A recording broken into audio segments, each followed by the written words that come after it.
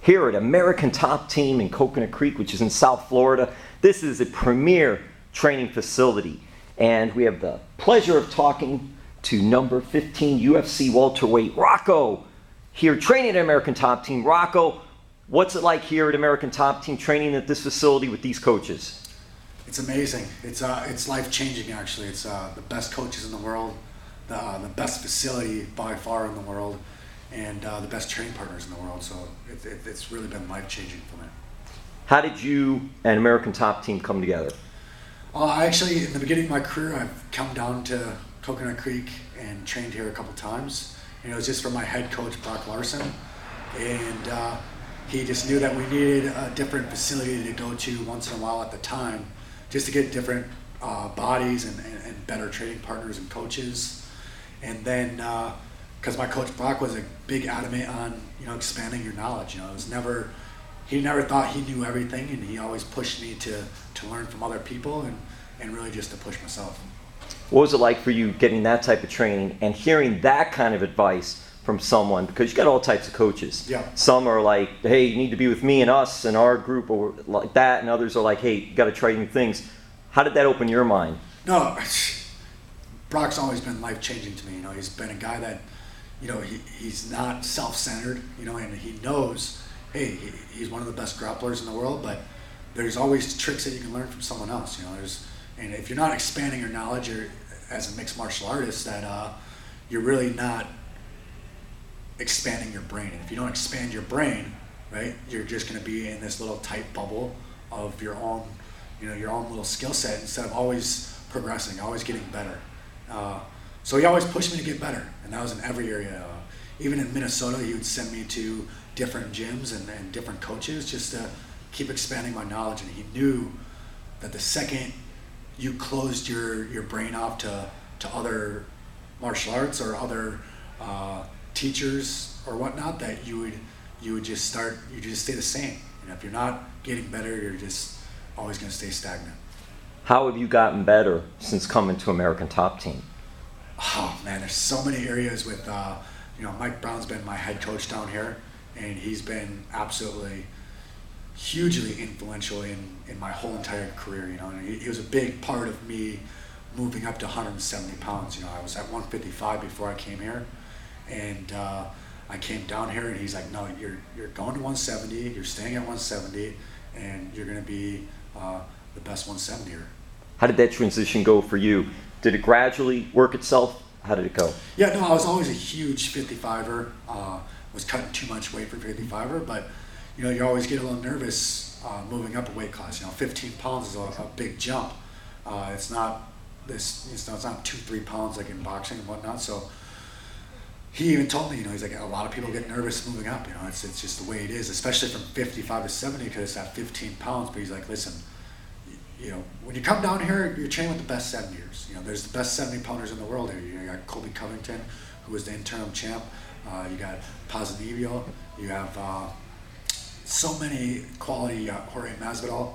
So I knew where I was at, and that helped building my confidence. And then obviously I started fighting, and now here I am.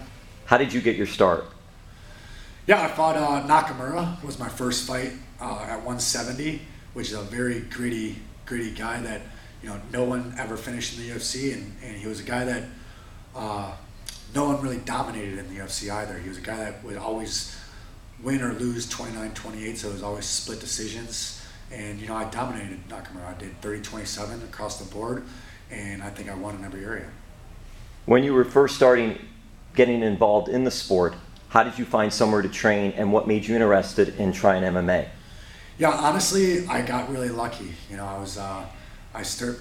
went to college to play football at NDSU in Fargo, North Dakota, and the issue was that I was only going to football practice and not school, so that ended up not working out, right? And then my sister at the time lived in St. Cloud, Minnesota, so I moved out there, and I went to this small MMA gym at the time, and the head coach there was Brock Larson, which was a WEC, UFC vet, and I really just got lucky. I fell into the perfect coaching situation at the right time of my life. I was 21 years old, and he's been a huge influence in my personal life and my work career, obviously. And I started training with Brock Larson for the first 2-3 years, and 3 years later I got signed to the UFC. When you were transitioning from football, Yep. I'm sure since you played college ball, you obviously must have been very good in high school too, and even maybe at the Pee Wee level, the youth level. Yep. So football was something, that was where, that was your dream, I'm guessing. Now, that was the NFL your goal? Yeah, 100%. That was plan A, was always the NFL. And, it was tough to give up football, obviously, but it was, I always was a fighter, I always, I grew up in a rough area and outside of Chicago.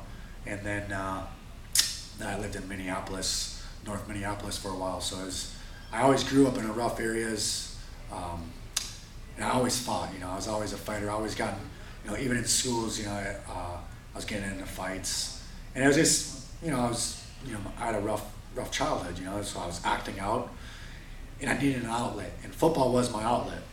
And when I lost that opportunity from, my own actions, right? I needed another outlet, and 8 to 5 wasn't going to be it. I wasn't going to be able to get a job like that. So I found this gym, and I was just seeing, the UFC a little bit on TV.